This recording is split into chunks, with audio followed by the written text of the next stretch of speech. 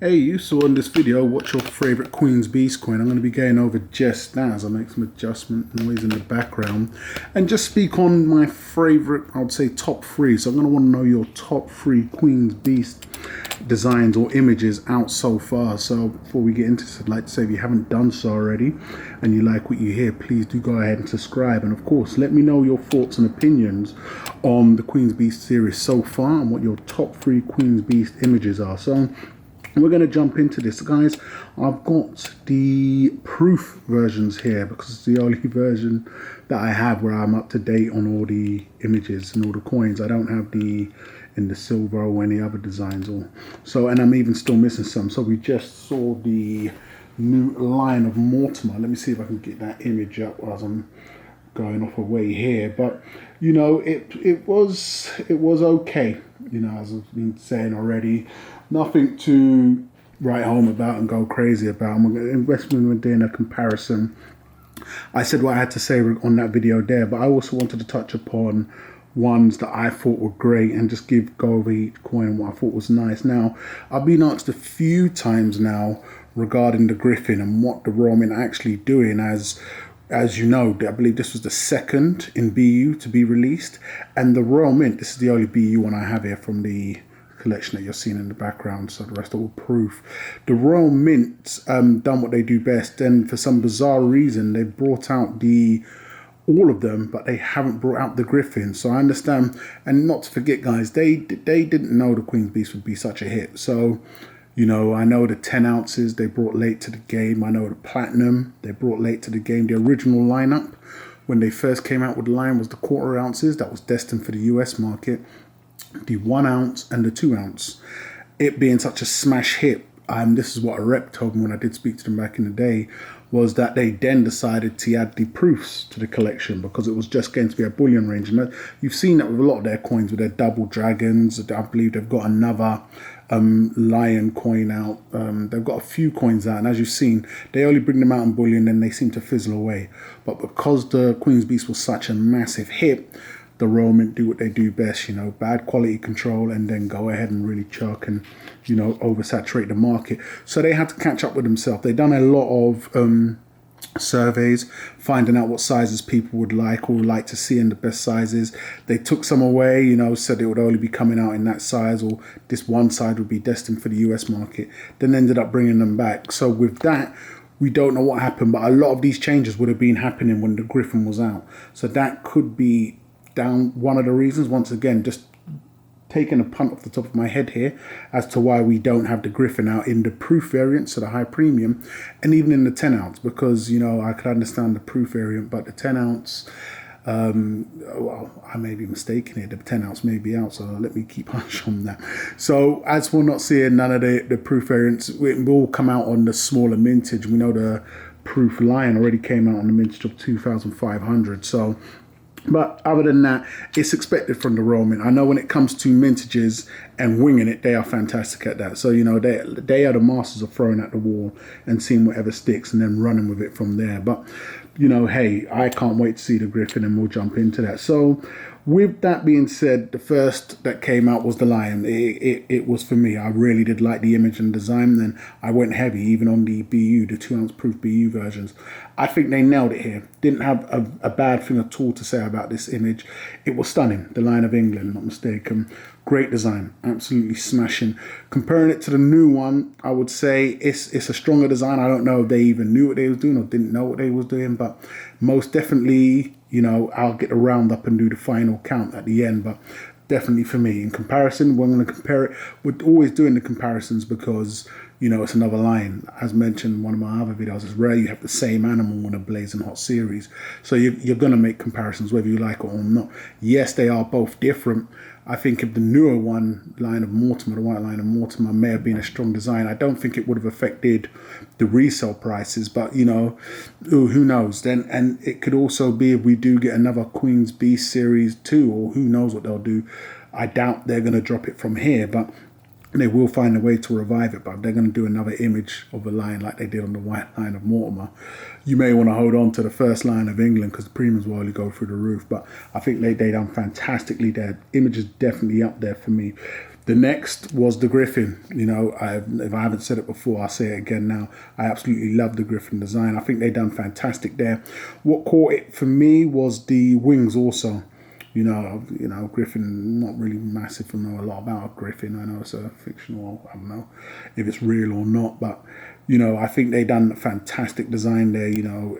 On the BU, you got the chainmail on the back, so who knows how it's going to look when we get the proof issue, but I think it was spot on. Fantastic design. Really, really like this. I was ready to pick this up in a lot of the variants when I was talking the high premium stuff. Then we had the unicorn. The unicorn was one of the first designs where I started to hear, no, sorry, I'm jumping ahead of myself. I'm going to do this in the audio I've got here, guys. It was the dragon. The dragon, if I am not mistaken, when I first saw the dragon, images of the dragon, I was on the fence. You know, I was mooning and I didn't really know. It was the neck. You know, I don't know if that's what everybody was calling at the time, but looking at where we are now on designs from the Queen's Beast, and even when I first got them in hand, I believe I showed a box of these when I picked them up. I really like this dragon. This Dragon of Wealth, they've done it justice. They've done a fantastic job here. I think they used all of the space on the coin. Once again, this is just a proof coin here, so you ain't got the chainmail stuff in the background, but I really do think they nailed it now. And as mentioned, in seeing what they've done on the newer releases, I don't know, it's like they slipped off or, you know, fell asleep, but I think these were spot on, as mentioned. And there's the human there, you got a quality control sticker. Next came could easily mixed up the Griffin. What was that? The Yell and the Unicorn. The Unicorn was a 50-50 for me. You know, I didn't hate it. I didn't overly like it. I think it was good. It was a good follow-up. But I started to have a lot more to say when it was talking about the designs and the images. You know, I wasn't looking at picking this up in no other form unless it was a bonus and I could get it for real low premiums. The quarter-ounce gold proof coins are the only ones that I did quit after the Dragon and then decided to jump back on, you know, when there wasn't that much out to be going for. And I realised I wasn't going to be picking up a lot more collector coins as seen, you know. 2016 and 17 I was really aggressively picking up coins, but after that I thought, why not bump back up? It's one a year and I can manage that. So on the Unicorn, it was meh for me. You know, I think I have a few on the BU also, but I started to see, I didn't think that it was going to be strong throughout. And when I say that, I mean it's a very fantastic, strong series. But when you're going to have, I believe it's 10 images, you want to know if it's going to be, each image is going to be stunning. There's not going to be to everyone's liking. And for all you know, there could be somebody out there that absolutely loves every single one and says they hit a nail on their head. But for me, the Unicorn is where things started to get a little wobbly, you know. Next, I don't know the order from here. I don't have the Falcon also. We had the Bull, another one that had, you know, split decision out there. It was a 50-50. I think it looked okay. You know, I heard resemblance to a bull with a bag and the likes of, and, you know, a camp bull. But it was, I think, to get a bull, I've seen intimidating images of the bull and it's normally on all four. So having it up on the two legs was going to be a problem straight away. But I think they've done the best of what they had. You know, they got the bull. It looks good enough. It's definitely not up there for me in terms of the best. I don't think it lets the series down, but I think, once again, with what they have, and this is the raw mint we're talking, they have deep pockets. I think they could have done a lot better. I don't know why they push out bad images, but it obviously wasn't bad to everyone around the table that gave it the okay. So, don't have the Falcon. I think the Falcon is decent, but I'll give a rundown when I do a final run-up. And then we have this one caused a lot of issues, you know, a lot of micro-analyzing when it came to this one. This is the Yell. It was issues. Some people found the horns going the wrong way, a problem. Some people found the spots going the opposite way, a problem. Let's see if we can get this up, and we can't, so we'll just have to focus on it from here. But you can see the spots. It was out there. It was a different looking animal. Part warthog, part Yell. And, you know, you either hated it or loved it. For me, it was just, you know, it got to the point where I'm adding it just to keep the set going, but it'd be low on the like. Let's just say it from there. So my roundup today, and we have obviously the new white line of Mortimer. I would put it down like this, and just, you know, visualizing exactly where I am. for me, the Griffin is my first. I really do like the Griffin. It grew on me. In fact, I love what they've done here, especially as mentioned. I think they used a lot of the space on the coin and they used it well. I think it's a very, very strong design. I absolutely love it.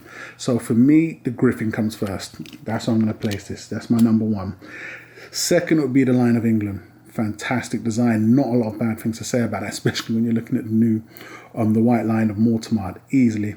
I know for many it's the first, but you know, the Griffin just edges ahead a little. You know, it's very strong, beautiful design, and also keeping up with well put designs. For me, it was a fantastic. If I'm doing it in my order, you know, first was a very strong, stunning design. I think that always helps to kickstart a series as well. When you look at the Rwandan Lunar series, starting off with the rooster, a very strong, good image.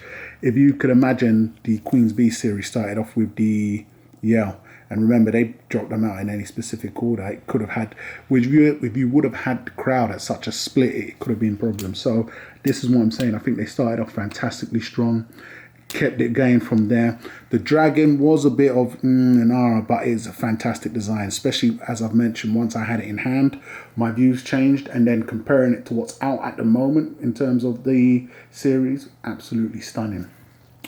And it stops there. Remember, I'd love to hear everybody's top three. So for me, these are my top three. 1, 2, 3. Absolutely love them.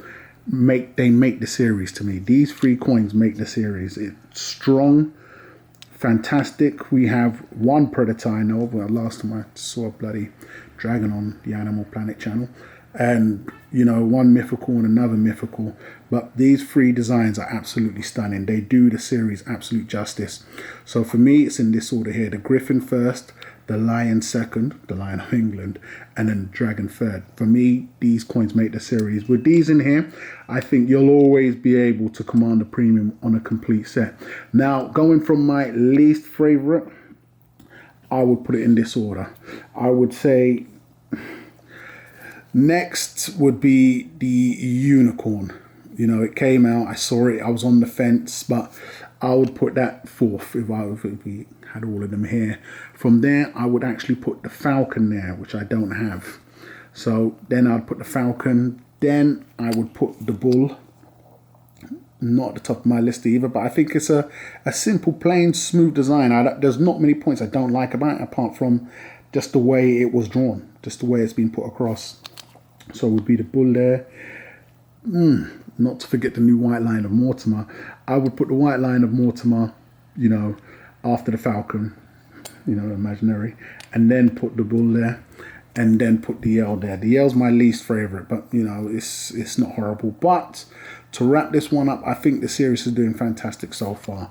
No coins absolutely drag and let the series down to me. I just don't think some are as strong as the others. But for me, the ones that have made the series, and I think will continue to make the series in any order, is going to be this, in whichever order that may be. But once again, guys, I would love to know your top 3. So, hate or love it, guys. Please do let me know in the comments what your top 3 Queen's Beast coins are.